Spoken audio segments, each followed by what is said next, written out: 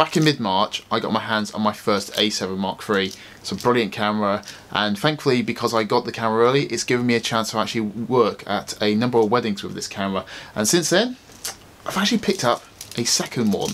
I think it's that good a camera. It's a brilliant camera for weddings. But is it a perfect camera for weddings in this price bracket? Well, today I'm going to go over some of my thoughts and feelings on just whether or not it's the perfect wedding camera, because transitioning from Canon over to Sony, it does come with some drawbacks. Don't think of this as a technical review or anything like that, because I'm not really going to go into numbers. This is just my thoughts and feelings going from one system over to the other, and some of the pitfalls that you might run into, or some of the things that I like and don't like really. Again, this is just purely my own thoughts and feelings. Yours is going to obviously differ depending on what you're shooting, but if you're watching this video, I'm guessing you're probably a wedding photographer and you're looking at buying this system.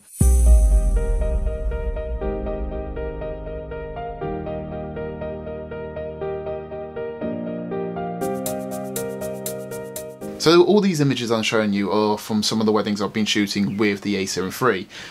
I think they're pretty good. You know, they're probably not the best images in the world. You know, I'm not saying the best photographer ever, but they're pretty good for what they are, and it's a good starting point. Things can only get better, especially in the early days, because we are so trained our muscle memory with our hands on how to take pictures with a DSLR.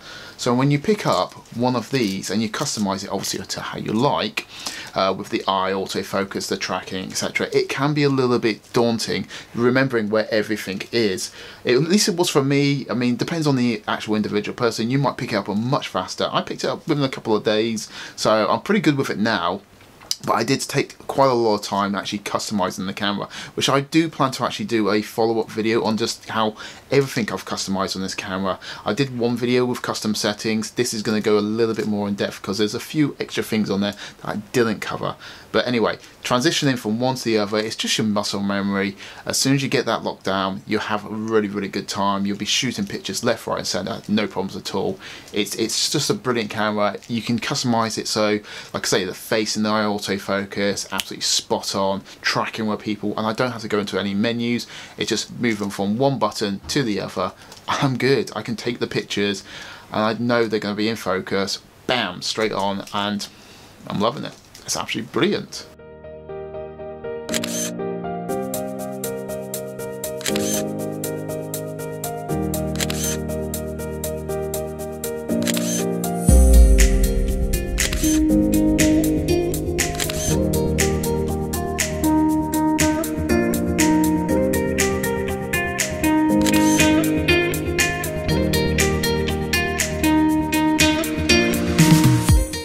Another one of the awesome things on this camera is the low light focusing. A lot of people have been asking about how does it focus in low light conditions, especially on people.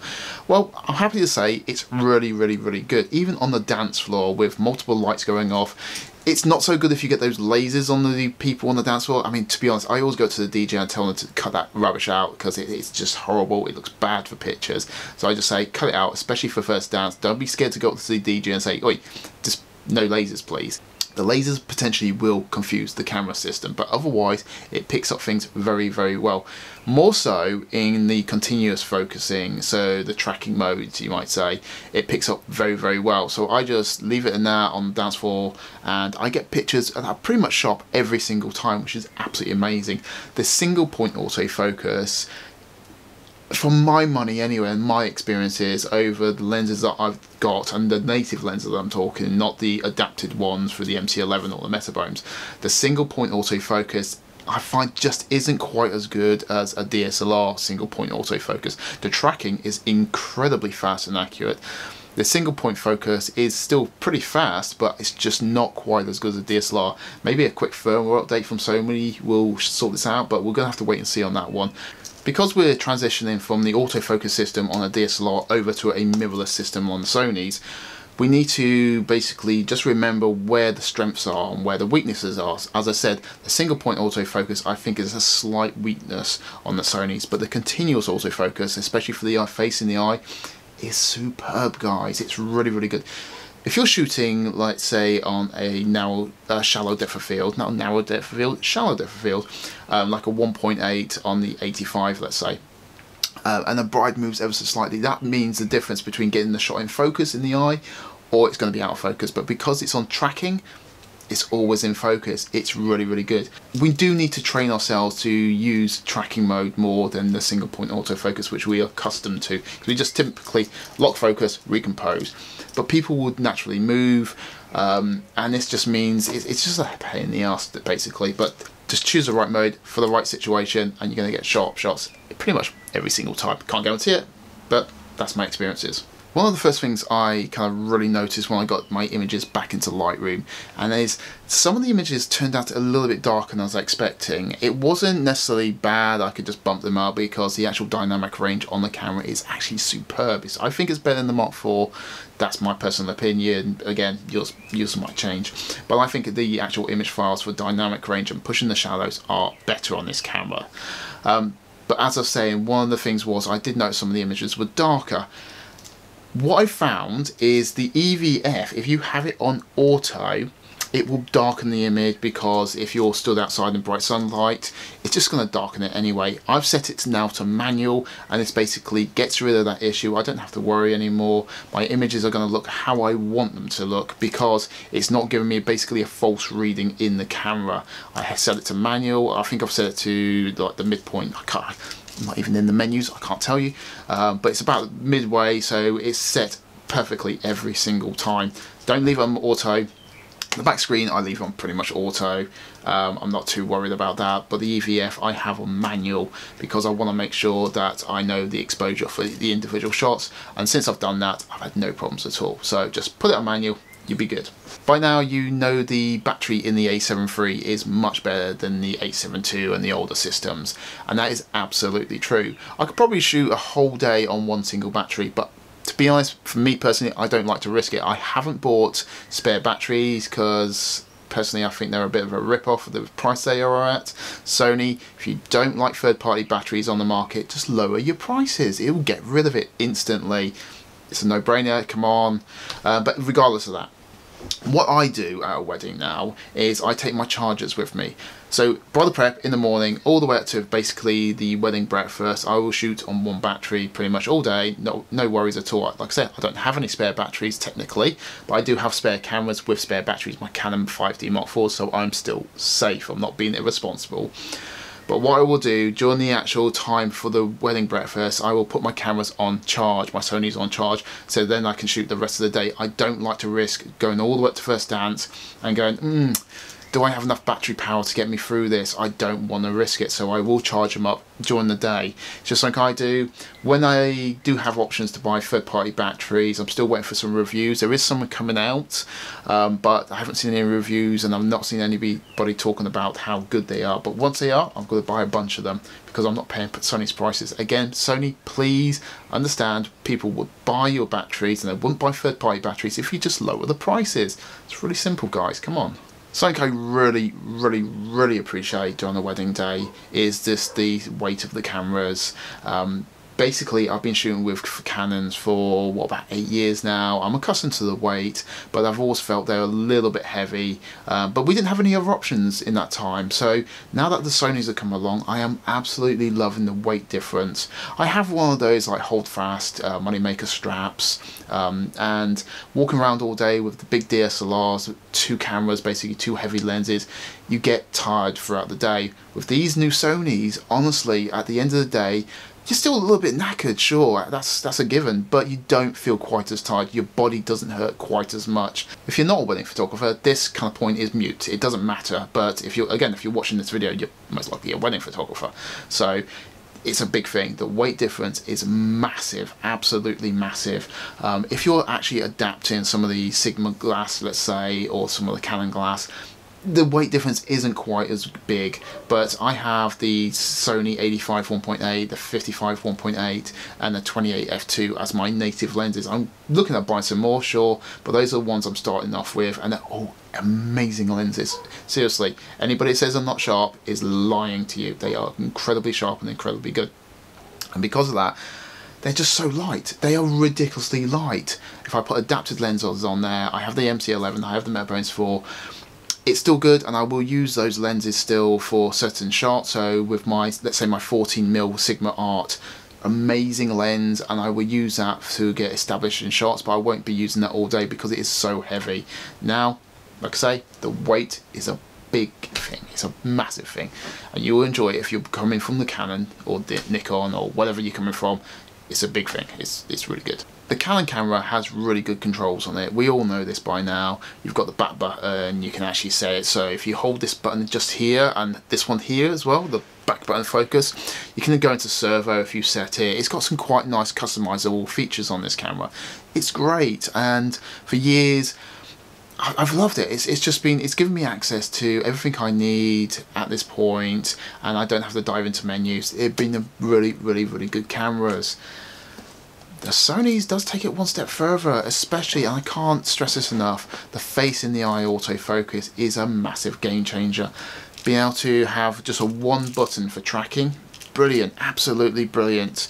It's just a really well thought out camera.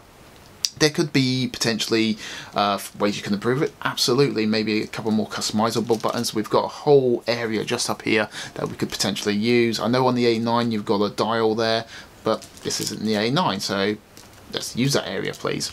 So yeah, the customizable features on this is absolutely fantastic. I really like it. Everything feels really solid. The buttons are nice and mushy, but in a very tactile and just a very, it's just a nice feeling. The joystick again is very kind of reminiscent to the Canon joystick. It feels very similar.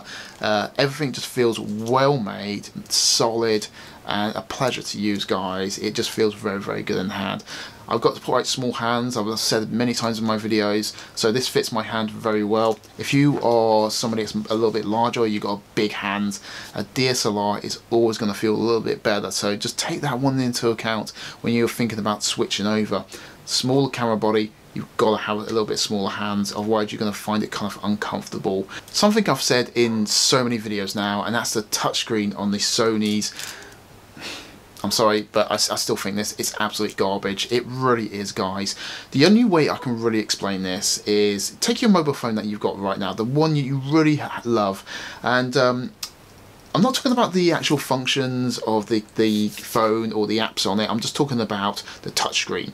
Take that and replace it with a, let's say, a Nokia 3310 from, what, 15 years ago. That's how it feels coming from a 5D Mark IV with its, let's be frank, a pretty damn good touchscreen where you can go through all the menus, you can swipe through the images, you can pinch to zoom, touch to focus, and it actually bloody works, and all these other things. It's just a fully functional touchscreen on this, and you come across to this and it's just useless, to be honest. It's just terrible. A lot of people are saying, oh, you know, if you don't like it, don't buy the damn camera. I'm sorry, you're missing the point. This is 2018, we're paying £2,000 for this camera, remember. It's not cheap, and the touchscreen's pretty much garbage. Sony do say this is their basic model, but they have the touchscreen in the A9, which is a £4,300 camera, something like that, and the touchscreen's exactly the same, so that's not an excuse. There is no excuse to have a touchscreen this badly optimized. It doesn't do anything. You can't swipe through your images. You can double tap to zoom in, okay, and you can move the picture around then, but that's pretty much all you can do with that function. The touch to focus in video is good. It will, you touch the screen and it will focus on that point. In photos, you touch the screen, it moves the actual focus point, but it won't do anything else. You have to then press the button. If you have it in, pre-autofocus, if you touch the screen, about a second later, it will then focus on that point. But I don't use pre-autofocus. I don't want to use pre-autofocus. I don't like it personally, and there's no other option. So the touchscreen is rubbish. You can't even go for the menus. You can't, like I say, you can't swipe. It's very. I don't understand why Sony did this. It's not very good, guys. Just, it's the worst part of the camera for me. Again, coming from a 5D Mark IV, if you've never used a camera with a touchscreen, you probably are looking at me right now thinking, yeah, let's just dislike this and move on. But honestly, if you come from a camera with a touchscreen, a good touchscreen, where you do have all these functions, you miss it straight away. Maybe if these two could have some sort of, I don't know, love child or something like that, and just have a quick baby, then yeah, that'd be the perfect camera. But as it is, this has an amazing touchscreen. This is lousy. Sony, please, I can't say this enough. Give us a firmware update. change it, give us some functionality with the actual touchscreen, and it'd be brilliant. It'd be almost perfect. It'd be amazing. And guys, if you've never used a touchscreen, go into the local camera store, ask to use a camera with a touchscreen and see how much you like it. Ask if they've got it, a 5D Mark IV, and just play around with it for 2 minutes. You will see exactly what I mean. And as soon as you come over to this, because it's lousy, you do really miss it. It's the only real feature that I wish was on this from this. Another little thing, and it is getting quite little actually. This is the Canon 430EX Mark II. It's a great little flash. I've had this, I don't know, 8 years or something like that. It's like the first flash I ever bought. It's a pretty small flash. If you ever used one of these, this feels like a dinky little toy compared to some of the other flashes. But check this out. Check. This is the Sony flash. Right, it's not Sony branded. This is the Godox TT350 for Sony. It uses, quite literally, I don't know how well you can see them, 2 AA batteries. And it's quite incredible. It's tiny, it's really light, and it works brilliantly. It has all your functionality of your TTL, high-speed sync. You can have it as a slave flash. You can control it with the other Godox triggers. I can place these around the room at bridal prep. I can use a Canon mount Godox trigger and just use these manually, and it works. Like I say, a Canon mount trigger on the Sony camera, and it works. That's absolutely incredible. These are absolutely brilliant. So light, they get the job done. Yes, the flash doesn't have as much power on them. That's just a given. I mean, come on, it's 2 AA batteries. Just raise the ISO up a little bit. On the Sonys, I will comfortably shoot at 4000 ISO and not worry about it. I don't always want to shoot that high, granted, but I can if I need to. Just bump up the ISO a little bit. You're going to get faster recycle times in this, and they're going to do wonders. I've used these on the dance floor so far, just mingling shots in the evening, all sorts of bits and pieces. Great little things, and they cost about 70 or 80 quid, I think it is, something like that. Great little flashes. Much smaller than this, much lighter than this, and they work pretty much exactly the same. Just go buy a couple of these guys. Buy 2, 3, 4. You're going to save a lot of money buying these. And again, this is the TT350 from Godox. Great little flashes, honestly. I'm about wrapped up now, but I just want to bring out 1 or 2 last little points. The last major game changer for me, and it is a huge one, and that's the silent shooting on this. You literally... That's it. That's all you can hear, which is basically zipple, nothing, not a damn thing. You will not hear anything from this if you put it in silent mode. You can just literally hold it here. You won't hear it because there's nothing mechanical moving inside. It's just taking the reading off the sensor, which is fantastic. It's absolutely brilliant. But a lot of people have said about banding in the pictures. I've come across this a couple of times, and in the weddings I've shot, I've had maybe a couple of pictures with banding. It's not many pictures, really not many pictures at all, and I've shot a lot of pictures with this camera now. It's something to do with the frequency of the light and the shutter speed kind of syncing up or something like that. I'm not entirely sure. I need to look into it a little bit more, but just know there is a possibility if you're in artificial lighting, you know, mainly with those kind of strobes and stuff like that, there is a potential chance of getting some banding. It's not something I've come across that much. I'm not really worried about it. If I use this camera in silent mode in a church, I'm happy, because typically you don't have that many artificial lights. It's usually just the ambient light there, and I have used this in a church and I got no banding whatsoever. I got just nothing, absolutely nothing, and it worked very well. The autofocus again worked extremely well in the low light conditions, and the images I think look pretty good. I'm very happy to use this in a church with silent shooting. It's absolutely fine. I'll even use this during bridal prep, especially if a bride is actually quite nervous and she doesn't like that clicking because it puts her off. Whack this into silent mode and you're good to go. You can just keep shooting. Bride doesn't even know you're there. That is pretty much a game changer, especially for brides that, like I say, are nervous because they just won't like the camera.